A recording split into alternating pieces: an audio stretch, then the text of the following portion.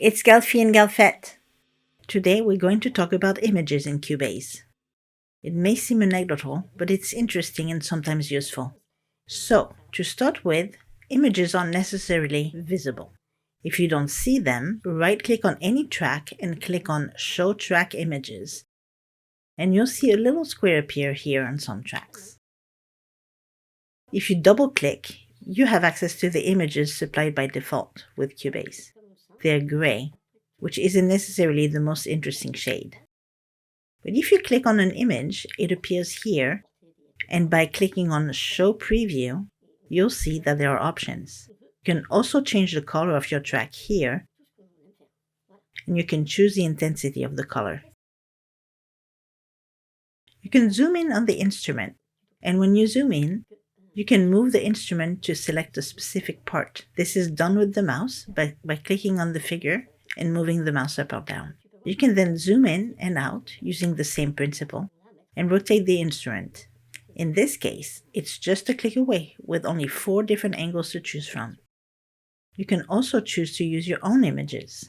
To do so, click on User and Import to select an image.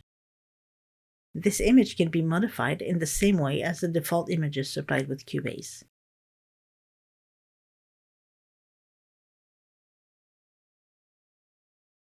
Images can only be applied to audio, MIDI, instrument, group, and effect tracks. They cannot be applied to marker, tempo, etc., what I call utility tracks. Another advantage of these images is that you can use them in the mix console, which is great for finding your way around. So you call up the mix console with F3, and then if you look, the images don't appear. It's normal. We'll just click on the mix window options here, and there, you take images and they appear. These are my group tracks. Here, by double-clicking, I can add an image for my effect track, and then I can add an image for each of my tracks. As you can see, the image I put on my guitar track here also appears on the console. Another point about images, for this we're going to display the VSTi. You'll notice that some VSTi are displayed correctly, while others have no image. To do this, go to Studio, then VST Instrument, which you can also call up using the F11 key. Choose the instrument and add a track.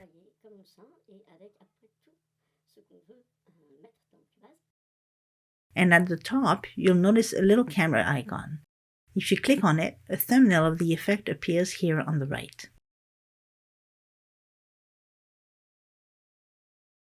The same applies to effects.